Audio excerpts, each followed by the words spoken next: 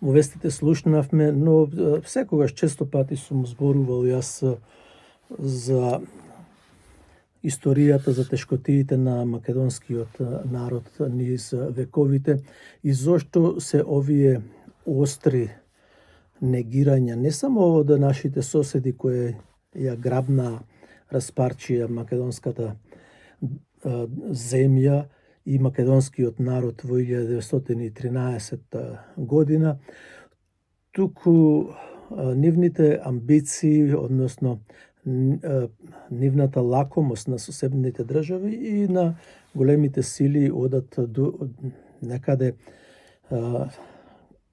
дури од античко време. Но тоа не се случувало во текот на тие времења. Не се случувало дека нема македонски народ. Сето овај инженеринг, ова кројка е направена во 19-тиот, односно 20-тиот век. Тогаш излегуваат и тогаш излегуваат сите податоци околу непостоењето на македонскиот народ, и сега сите постоеле демек во тоа време, пак не постоел само македонскиот народ, не постоела Македонија.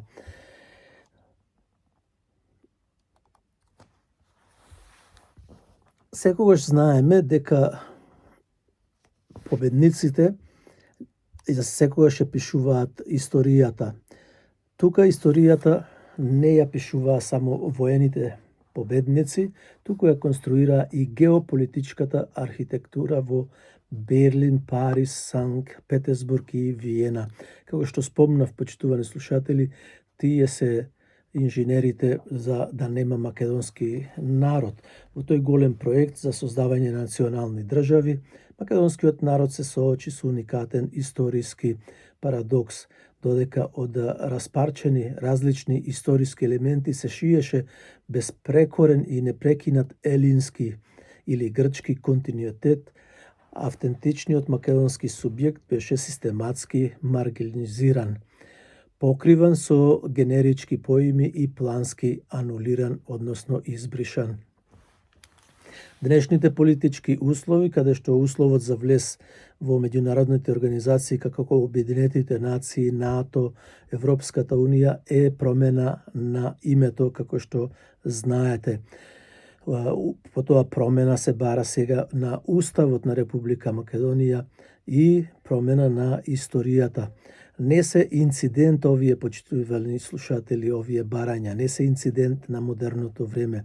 Тие се директни бирократски продолженија на вековен хронолошки синџир, како што реков, на бришење на македонците со цел да се заштитат вештачките конструкции на балканските држави, па и на европските држави. За да ги разгледаме овие работи, овие манипулации, хронологијата мора да ја започнеме таму каде што митот тврди дека се започнало во антиката. Во овој период никогаш не постоела единствена држава, земја или империја со име Елада или со Грција. Она што денес модерните учебници механички ги нарекуваат античка Грција, всушност било географски простор исполнет со стотици независни и често завојувани градови, држави меѓу себе, како што се Атина, Спарта, Теба и Коринт. Жителот на Спарта се сметал за спартанец, а жителот на Атина за атињанин. Тие немале заедничко национално чувство, па ниту го имале јазикот како национален измеѓу себе. Славниот атински Демостен, знаете, во своите говори, познате низ светот како наречени му се Филипи, отворено викал и не нарекувал нас македонците дека кралот Филип II Македонски не само што не е грк, туку и нема никаква врска со грците, туку е варварин од место каде порано не се купувале ниту добри робови. Овие се зборовите на нивните научници. Врвот на античката разлика се случува во 338 година пред новата ера, како што знаете познато е во битката кај Херонеја, каде што Филип II македонски воено ги поразил здружените сили на Атина и на Теба. Со таа битка Македонија ја окупирала и покорила Елада, принудувајќи ги грчките полиси да му се потчинат на македонскиот хегемон. Насилното вметнување на Македонија во рамките на некаков генерички грчки свет, измислен во модерните учебници, е чист фалсификат, почитувани, чист фалсификат, каде што окупаторот во тоа време, во античко време, со име Македонија, се прогласува за дел од културата на окупираните градови држави. Грци, како обединета нација, едноставно тогаш немало ниту постоела.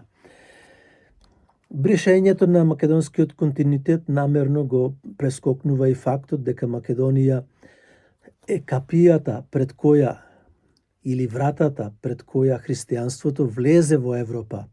Ова го повторувам повеќе пати, но пак ќе го повторам. Овој цивилизацијски чекор е директно врзан за мисијата на апостол Павле во првиот век, кој по познатиот библиски сон дошол во Македонија. Македонецот го побарал, му рекол, како што знаете и вие, премини во Македонија и помогни ни. Првата личност која Павле ја покрстил на македонската територија е Лидија Македонката. Од тука почнува покрстувањето христијанството, а не од одзгора како што сакаат да ни кажат. Понатаму во тоа време од Скопје е Јустинијан I. Во 6 век станал владетел, ја отворил и црквата, легендарната Јустинијана Прима. Имаме споменик во Скопје од овај македонец во тоа време. Потоа исто така денес ни ја негираат, демантираат Охридската архиепископија. Бугарите велат дека таа е бугарска, а пак грците велат дека била грчка. Знаете за тоа. Значи нема ништо македонски. И она што јас го нарекувам често пати мучориштата на словените. Од каде дојдоа тие словените? Од мучуриштата дошле од зад Карпатите. Сега, кај реката Припјат и Днепар, па велат дека го преплавиле, па го преминале Дунав и така натаму. Сепак модерната археологија се соочи со голем парадокс, почитувани. Физички било невозможно од тие ретко населени и сиромашни предели да произлезе толкава човечка маса на луѓе, која во само неколку децении ќе ги асимилира големите урбани населени центри на Балканскиот полуостров или во Македонија. Вистината е дека античкиот свет на Балканот или Балканскиот полуостров, требаше да кажам, веќе бил десеткуван од Јустинијановата чума на Јустинијан. На теренот се случило етнокултурна симбиоза, односно мешање на старите македонци со новодојдените македонци. Но воопшто тука не станува збор дека македонците, античките македонци се уништени.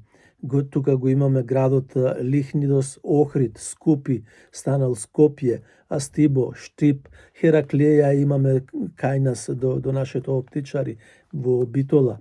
Тие сите градови се од тоа време. Зошто пак имаме ние Хераклеја, имаме ние пак Охрид, Лихнидос, имаме во Штип антички градови. Како не најдоа археолозите ниту едно село таму зад Карпатите, да најдат една трага, да остават коски, да остават куќи, да остават нешто што живееле таму, да се знае дека живеел народ кој дошол на Балканскиот полуостров, па ги се населил да живее, не биле окупатори, и тоа е уште една загонетка. Во истиот период воената и етничката сила дополнително се усложува со доаѓањето на големите номадски племиња од турко-монголското потекло, почитувани слушатели. Првиот бран доаѓа со прабугарите на хан Аспарух, крајот на 7 век, кои како туркиски конјанички елити покоруваат дел од од словените на истокот и го создаваат првото бугарско ханство во тоа време. Поради нивната малобројност, тие за 2 века целосно јазично се асимилирале во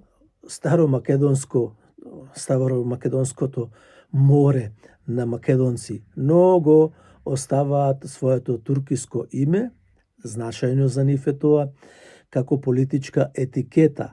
Подоцна во 10-11 век следуваат новите бранови на сурови азиски номади, печенезите и куманите кои навлегуваат како војници, а голем дел од нив трајно се населуваат на територијата на Македонија. Тие оставаат траги на топономијата како името на градот Куманово и се претопуваат во локалното македонско население, служејќи и како сојузничка војска и на државата на цар Самуил. Понатаму да кажеме збор 2 и за Кирил и Методи доаѓаат. Да не зборувам дека тие ги описменуваат сите народи на Балканскиот полуостров, па и нагоре Моравија, Чешка, Словачка и русите. После нив се тука светите Климент и Наум Охридски. Па тука е и Македонскиот универзитет, кој е постари од италијанскиот Болонски универзитет. Меѓутоа денес се кажува, и слушајте ги денес правници или некои други ќе ти кажат римското право, ваквото право, онакво право. Но Охридскиот универзитет имал 3500 ученици, кои од нив имало и голем број на свештеници, потреба за да служат во тогаш веќе покрстувањето на бугарскиот народ за време на кнезот Борис I. И што понатаму се случува? Во 16-тиот век, 17-тиот, 18, 16-тиот век особено, германскиот историчар Хиеронимос Волф во 1555 година го воведува зборот Византија за источното римско царство. И од тогаш, почитувани слушатели, од ништо византиската држава, да знаете дека никогаш не постоела во историјата. Никогаш не постоела во историјата. Тука се опишуваат, односно тука е стравот на германците, на римјаните, на другите на Австро-Унгарија и така натаму. Стравот е од македонската цивилизација. Стравот е од македонскиот народ, култура, традиции и обичаи. Затоа се врши едно прекројување на историјата на Балканскиот полуостров и во Европа, а оттаму и во целиот свет. Денес, што можеме да најдеме во библиотеките? Денес ќе најдеме во библиотеките се што е македонско е грчко. Се што е македонско е грчко. И плюс тие нивните барања од тоа време спроведени се и во денешно време, во современиот свет.